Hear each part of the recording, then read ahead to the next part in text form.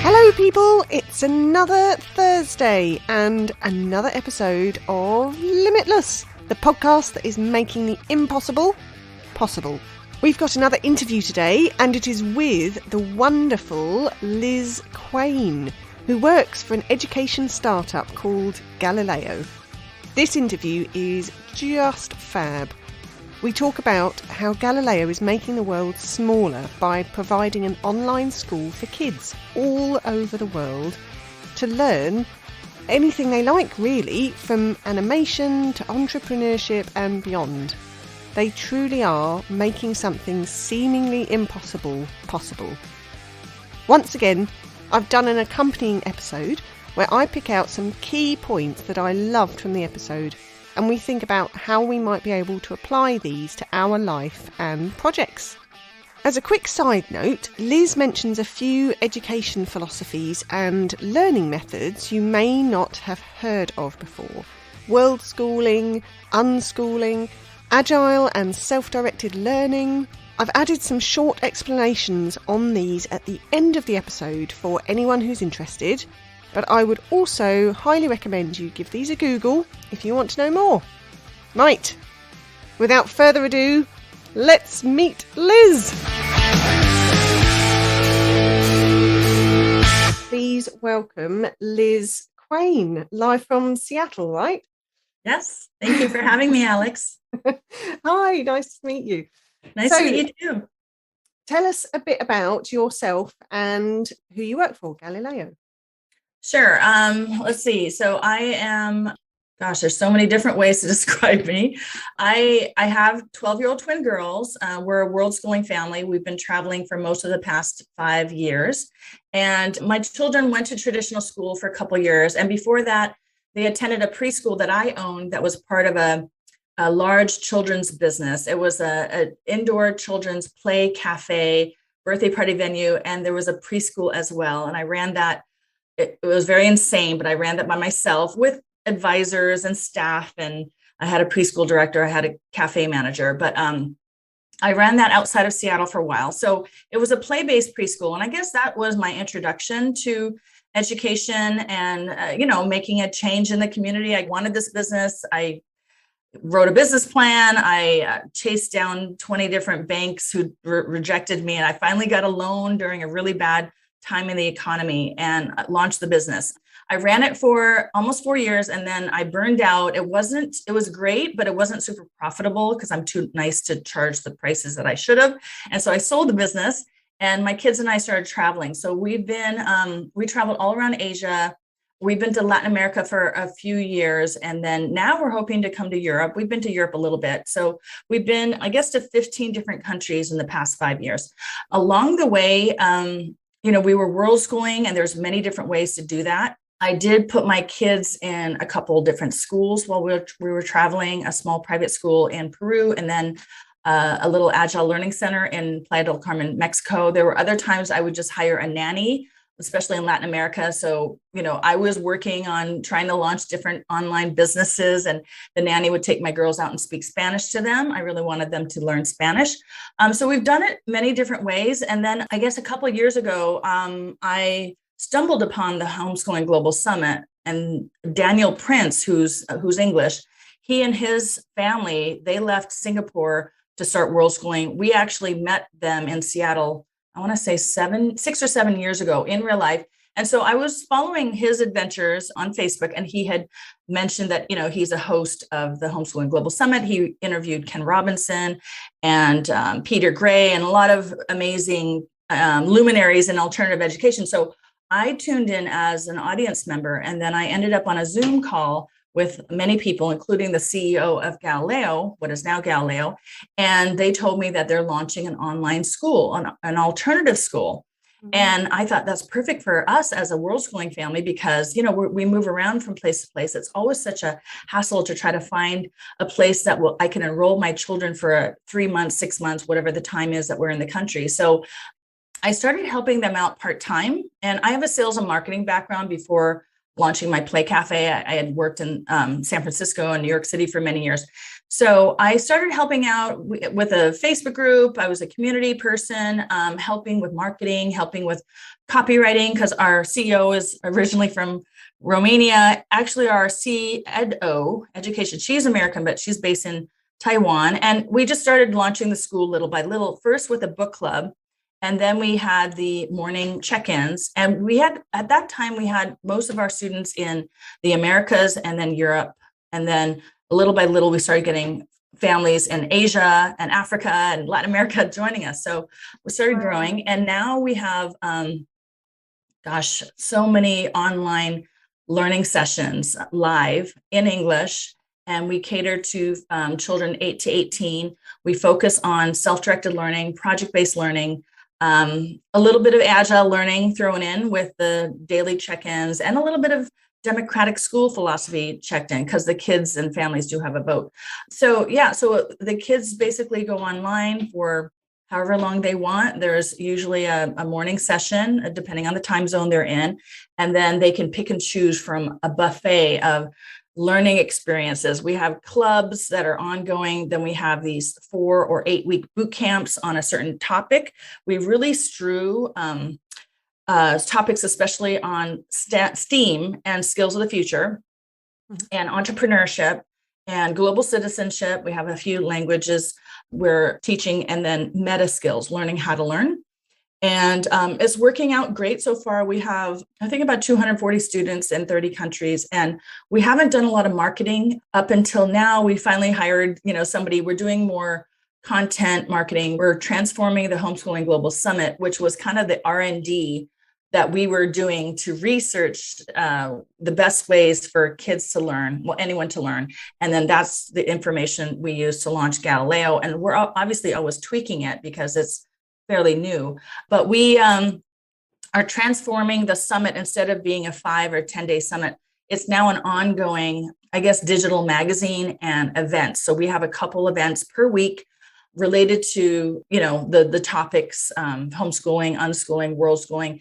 And more than that, we want to, because it's such a lifestyle. So we talk about family lifestyle redesign, whether it's families who are starting to world school, or they work remotely, or they're crypto families, or, just using artificial intelligence to educate. I mean, there's so many interesting topics in relation to educating the kids. And we also have a free self-directed education course for parents. Anyone can take it. You don't have to have children enrolled in Galileo. We really just want to spread the word about how there are better ways for kids to learn outside of the traditional school system, how we feel that is pretty antiquated and broken. And we think we've figured out a better way.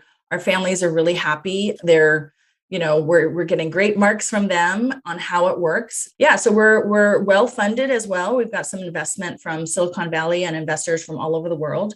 We really try to focus on investors who understand education, not just wealthy people throwing money at us. Because obviously we need more than just money. We need good advice and introductions and all of that. So far, so good. Again, it all started out with our CEO, Vlad Stan. His kids hated school, and one of them in particular hated his math class. And so Vlad was saying, well, let's try Khan Academy online, or let's try these other online math things. And soon enough, his son was learning more from the online stuff than he was in the traditional school. So that's kind of what started it. And then he connected with Daniel Prince on Twitter. They launched the summit. They found Kelly Davis, who's our chief education officer. She's been teaching in Asia for over 10 years in various educational environments. And so our mission is just to, revolutionize education for kids around the world. And it's not easy to have a global school. We like to call it a global school versus an international school, because those are, I feel like some people think it's some very expensive school in different parts of the world that follow the British curriculum or American curriculum. And it's a bit more traditional. So we call ourselves more of a global online school, self-directed school. And so far it's going great. And we are hoping to spread the word more, because again, we were in stealth mode for a while we were building it. I'm in charge. I've done different roles at Galileo since I started. I was the onboarding director for a while. So I brought in the first 100 or so families. And now we're really focusing on having physical locations around the world. Not that Galileo will own them, but we want to partner with other micro schools, self-directed learning centers, agile learning centers.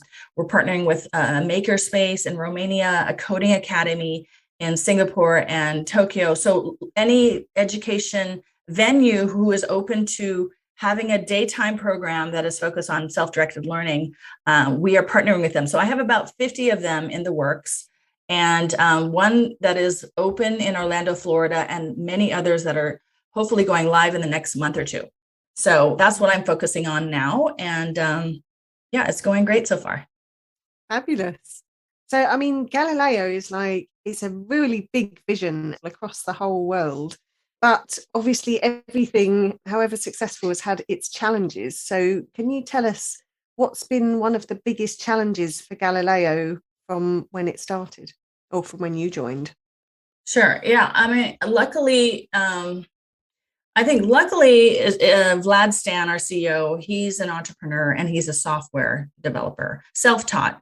I think he was like a college dropout that figured out many things, and he's had some successful businesses and failures like many entrepreneurs. So he's learned a lot. And, I think the challenge is getting the right people together and then being really open to change. And this is the thing that I struggle with him, because, I've been an entrepreneur and I'm okay to change, but, his philosophy is we're a tech company, not just an education company.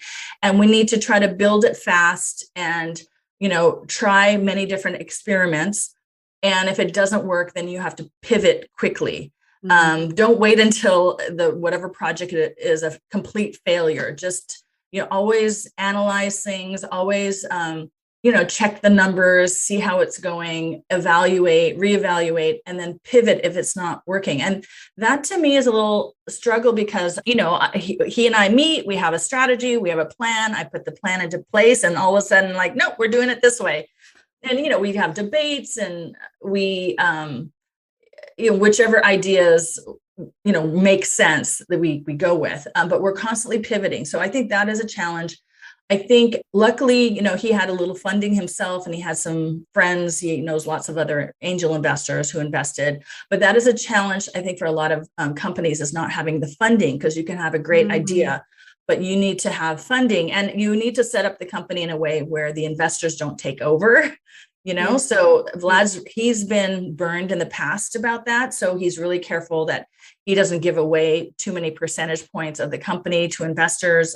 He's very careful now of who invests and make sure that they're aligned with the vision. Yeah. So I guess it's a combination of, just being good about changing, pivoting, who you have on the team, who you have invest, and the families, like really trying to figure out which families make sense for us to serve. And we have so many different types of families, because I'm a world schooler. It's great for world schoolers because we can just pick up and go, and my girls can learn wherever they get internet. But most of our families right now are stationary. I mean, maybe they had been homeschooling in the past or unschooling for a while, and they joined Galileo because they wanted a larger community, a larger universe.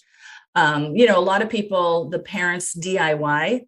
As the kids get older, they sometimes need more than just mom or dad. And, I'm so grateful for Galileo because my kids are learning, 3D modeling, graphic design, animation, and like skills of the future, things that I don't know how to do, So I really like personally that my kids are being educated in a way, or they're learning in a way that I want them to learn and I don't have to do it. So I guess the challenge is just, we have, as a new company, we have a lot of growing pains, and we are very open to feedback from parents and from students. And we're making some changes now with the way the daily check-ins happen. It's a positive change. The kids are going to get more one-on-one sessions with a learning coach a couple times a month. And there's going to be more of these regional kind of hangouts where the kids get together. There's lots of breakout rooms, but all of this happened because we were listening to the families. And it is a challenge to be changing every few months this new tactic. And we're also launching on-demand courses where some of our popular live courses, the teachers have recorded them. So the kids will watch, it'll be kind of like a flipped classroom approach, I think, where the kids will watch the videos and then show up to a live Zoom session and they'll work on that idea. So the first one is how to start your own business. And it's an 8-week boot camp. So creating all these things just takes so much energy and time and obviously staff member and money. So yeah, there have been so many challenges. And I think just the people who work with Galileo or send their kids to Galileo, enroll in Galileo, they need to be very open-minded and flexible and forward-thinking and know that this is all a process. We're tweaking it as we go. Some people really need everything to be perfect. If they're inflexible, they're not going to be a good fit, whether they're, wanting their kids to learn with us or want to work with us. So yeah, again, like any new company, as we're 2 years old, there are many challenges, but we work them out and move forward. And what a breakaway from the current education system in most countries in the world, because the idea of the education system in the UK pivoting quickly to the needs of the parents and the kids and all of that sort of thing is just, it's never going to happen.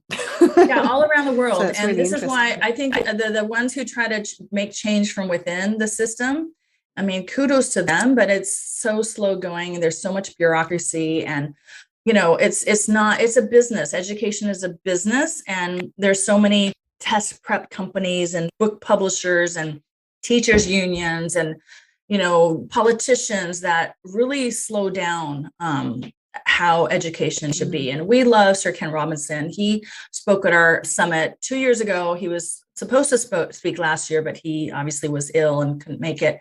We get inspired by him and other change makers, to really shine the light on the problems in the traditional education system. And it's just antiquated. It was built during the Industrial Revolution, and we're in the fourth Industrial Revolution now, where, we need the kids not to just memorize things and take a test and get a good grade. And that just shows that they're good at short-term memory. And, most of the kids, 90% of what they learn in school, they're going to forget shortly after the test. So what's the whole point of that? And, there's a shocking statistic in the US that 53% of college graduates, university graduates, are unemployed or underemployed, meaning they're doing jobs where they don't need a degree.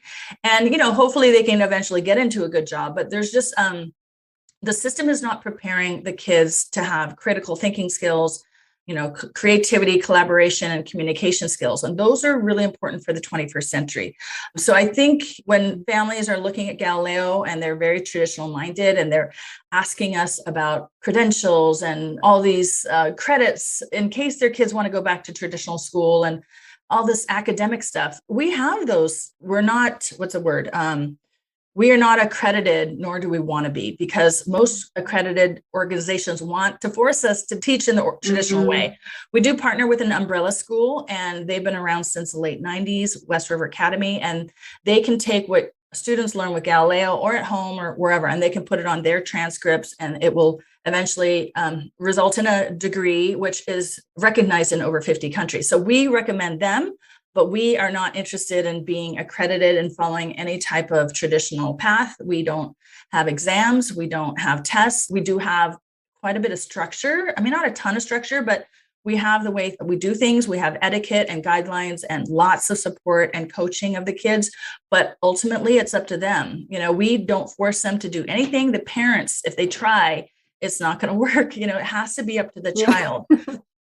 What they want to learn and what they're passionate about, and we guide them in that way. But we took the traditional system and just tore it up and started from ground up of how kids actually learn and how they can figure out what their talents and passions and skills are, and then just soar with them. And if they want to go to university, there's definitely a path for that. We have somebody now on staff who coaches those kids who want to go to top universities, how to get there. And, obviously you need to figure out the requirements to get into a certain university and work backwards. And work towards fulfilling those requirements. So if you hate math, but you want to go to university, you're going to need to learn math, but that's the child's choice. It drives them, doesn't it? Because it's their goal. It's their goal. Yes. And we have another route of becoming a tech entrepreneur. We have a lot of very tech savvy kids. We have 3 different levels of coding. We have so many other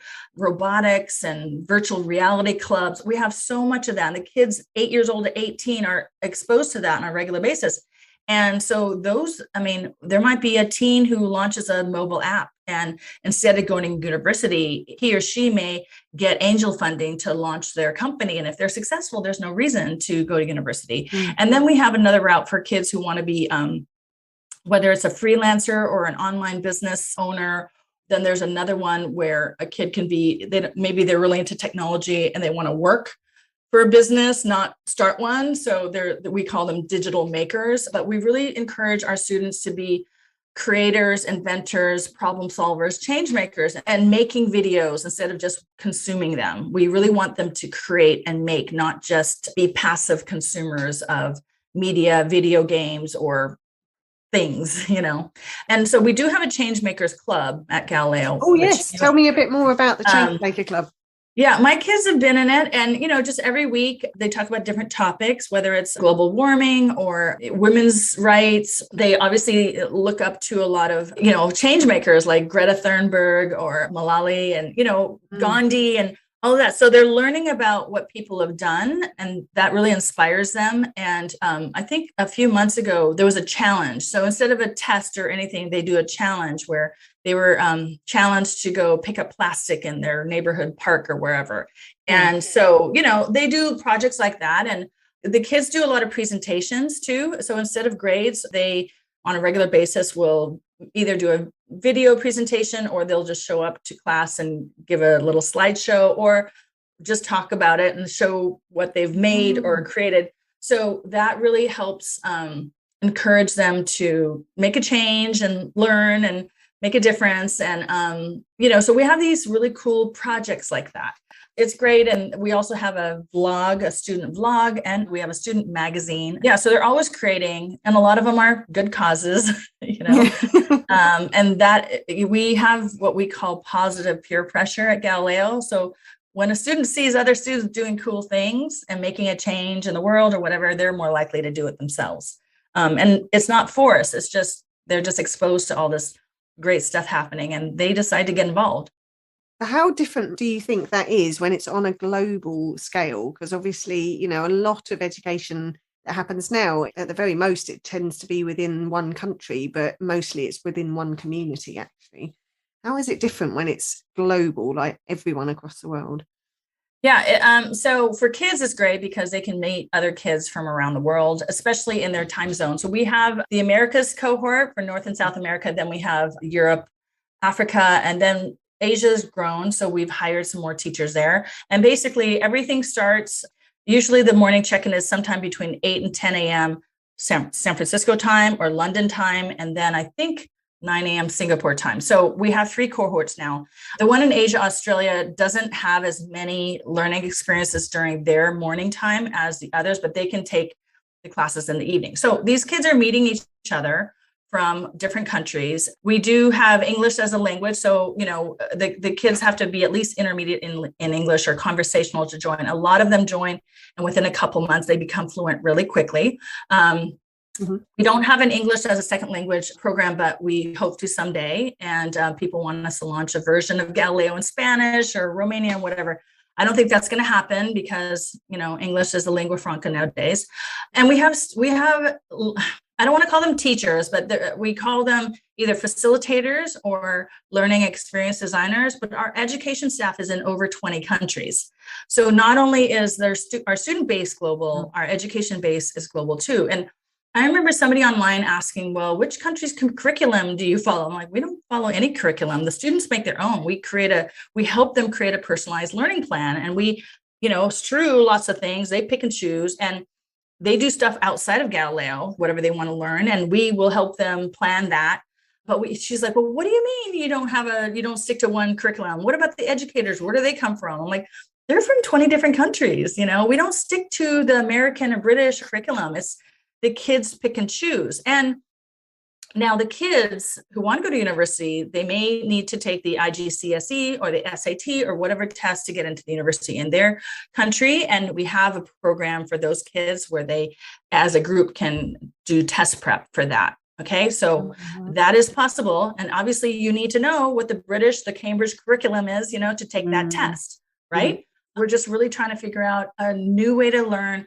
We really want the kids to be global citizens because, whether you like it or not, the world is smaller nowadays. And I mean, look at the pandemic, it's spread worldwide. And we have scientists all over the world trying to solve that problem and global leaders, all of that. There's just, if you don't understand the other parts of the world, you're really missing out on a lot. And this is why I want my girls to learn Spanish, because that will double their opportunities in business, learning, making friends, travel opportunities. And, we have a Spanish club, a Japanese club, a French club. We're launching German soon and hopefully Mandarin. But, it's a good idea for the kids to have a global perspective on the world. We have a global citizen club, where they regularly talk about matters, the things that are important around the world, and to not just think about their little town, their little county, their little country, but the whole world, whether they travel or not. So that's one of our main pillars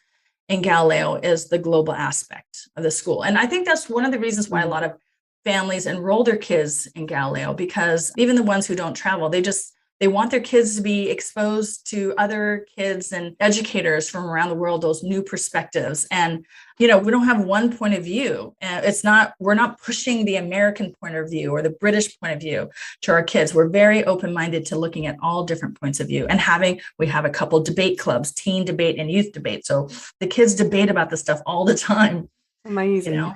Yeah, I have to say, my daughter went to a club over the first pandemic lockdown, and it was run from Canada. So she was with some kids from Canada and some kids from the UK.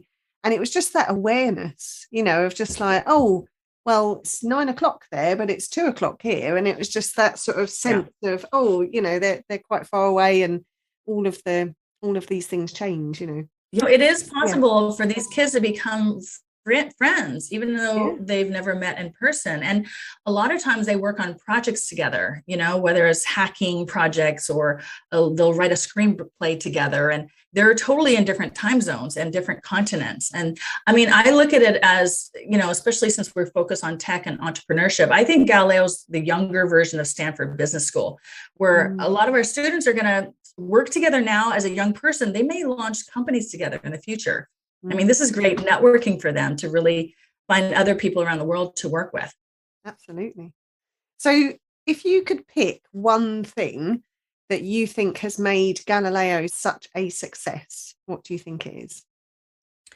Because of the pandemic, so many education businesses have launched. We opened before the pandemic. So the pandemic, I guess, has brought students to us. Honestly, I know so many people launching businesses. This might be a pro and a con for us. I do think the fact that we're a tech company helps, having the technology people, because for us, we want to scale.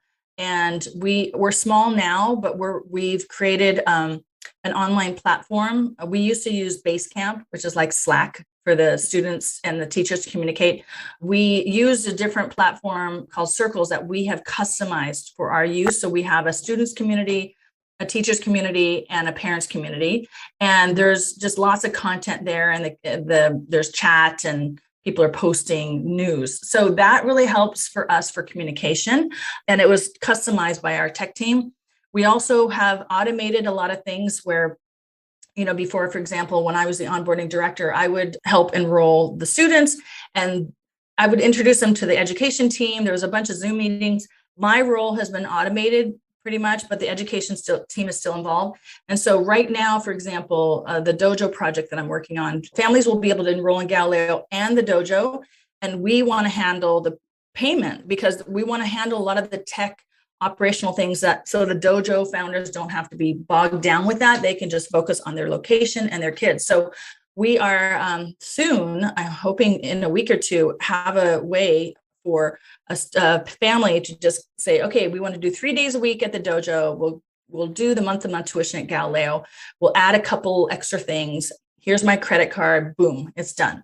So then they'll be sent through the onboarding process with Galileo. If they haven't visited the dojo, the learning dojo, there'll be a way for them to schedule a tour, that kind of stuff. So just automating it all. And I'm not at tech at all. I mean, I'm kind of intermediate, but the coders, the developers, they kind of make these beautiful little flows of how people move through it and makes things easier. And I think that will allow us to scale. So yeah, the tech thing and obviously getting funding helps. It's hard to launch a business.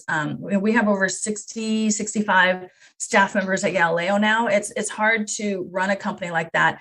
And we're global. We have no location. Many of us have been working together for 2 years. We've never met in real life. We were incorporated originally in London as an LCD. And then our investors in California wanted us to be a US company. So now we're a Delaware corporation, but we're still global. Just being able to work together on Slack and the meetings we have and just the way we've set things up. It's not perfect because I get really frustrated, like to just type, because you can't really understand someone sometime and you have these weird debates. And then it's like, let's just jump on a Zoom and hash it out and figure this out. So there are cons to being a global company and a tech company, but there are lots of pros. So I guess that would be it. I mean, kudos to Vlad, our CEO.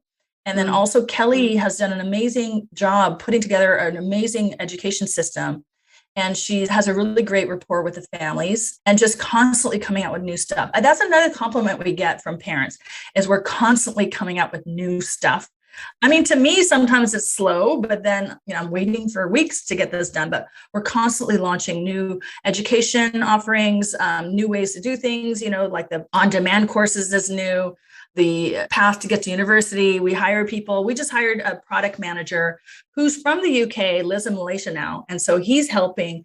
He's a tech person and a product manager, and he's kind of meeting with all of us and trying to figure out what's a better way to do things. So we really think about all that. So I guess I would say being a tech company and figuring out how to streamline things, because our goal is to have, as many students around the world as we can, because we feel bad for them to be stuck in the education system. I think a lot of families put their kids in the local school because they don't know what other options they have. Other options sometimes are very expensive.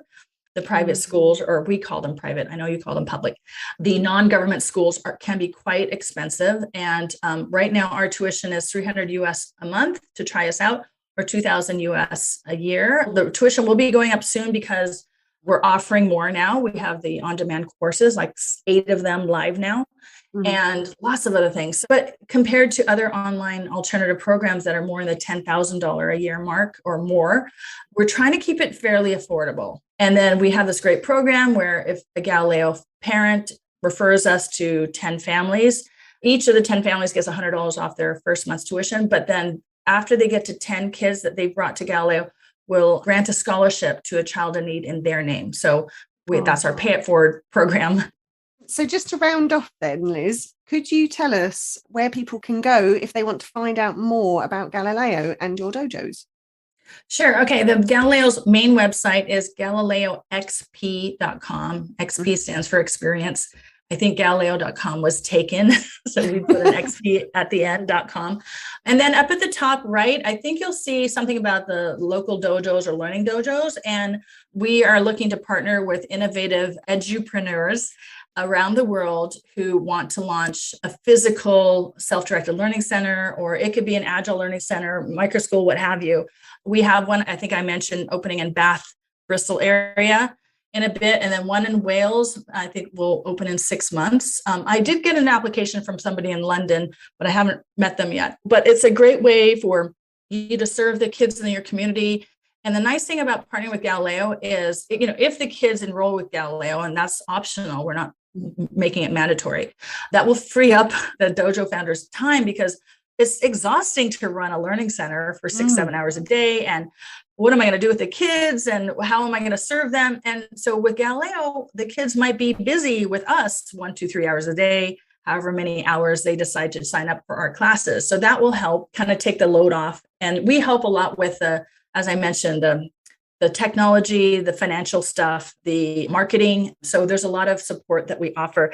And again, we're launching these boot camps, hybrid cohort-based boot camps, where, for example, when we do our 8-week Start Your Own Business boot camp, you as the dojo founder or boot camp host can just rent a hall for a couple hours a week and host a session there. And our education director will train you how to host that session. This week, we're going to talk about business ideation. Next week, we're going to talk about pricing and then marketing. So there's revenue share opportunities for that, where you can make money from getting the kids in your community to sign up with this really cool global entrepreneurship boot camp. So yeah, we're just trying to help, educators in their local towns bring really cool education opportunities to the kids in their community. So just go to galileoxp.com and then find us. We're also on Twitter, Instagram, just Galileo XP, just search for that and you'll find us. Amazing. And we are looking, if you want to teach a course, we're always looking for educators, whether it's a live learning experience or one of these pre-recorded ones. If you're an expert at something, you can go to our website and you basically make a pitch to us and submit a little video saying, hi, my name is, I'm really enthusiastic about this. I've been teaching this for a while, and I really want to bring this to Galileo. So we are looking for content, education content. Give us a look if you want to work with us. Fabulous. Thank you so much, Liz. It's been really, really interesting hearing about your school and your life as well and your world schooling. So thanks so much for coming along to talk to us. And I hope I'll be involved in Galileo at some point in the future, because it sounds just amazing. My pleasure. I thank you for helping us spread the word, because again, we don't do a lot of advertising or traditional marketing. It's really through word of mouth, through other, education change makers like yourself, that we get to the right people, like the forward-thinking families that might want to put their kids in Galileo or launch a learning dojo with us. So thank you. Perfect. Thank you very much. How fab was that? It was so interesting to hear about the possibilities that occur when you combine technology with education. I'm really excited to hear where Galileo go next. And it was so great to meet Liz and hear about her experiences as well. Okay, so here are a few of the education philosophies and learning methods Liz mentioned, and a little bit about them in case you want to find out more. So firstly, she mentioned homeschooling, world schooling, and unschooling. You may well have heard of homeschooling before, since most of the world went into lockdown and experienced it firsthand, which is teaching your kids school-like lessons at home. But what about the others? Well, world schooling is, in essence, teaching your children through worldwide experiences, moving around the globe and adjusting their learning to whichever country you're in. Unschooling is a method of home education that focuses more on learning from real life experiences. So rather than doing an English lesson at home, you might write letters to relatives or write a recipe book to share with others, or create a book club where kids can read and discuss books. Liz also mentioned a number of education philosophies which may be new to you, so I'll run through those too. Self-directed learning is allowing children to choose what and how they learn. This could mean different topics and different methods of learning for each child, but overall a really enjoyable and generally very engaged form of learning. Project-based learning is kind of self-explanatory. Children will learn multiple skills through following one project. So say they decide to build a toy car, they may need to learn art and design, maths, reading, science, engineering and teamwork to make it happen. Agile learning is about responding to children's needs as they grow and develop. And democratic schooling is referring to those schools who allow everyone in their community an equal vote on things. So perhaps what rules there are, what lessons are taught, or what clubs are run. The essence here is on democratic voting so that everyone has a fair say and is heard. So there we go. We will be back with another interview in a couple of weeks. But in the meantime, head on over to Part B of this episode, where I dive into something I found really interesting in this conversation, which is the agile nature of how Galileo are working. And we can see how we can apply that to our projects. Farewell for now, my lovelies.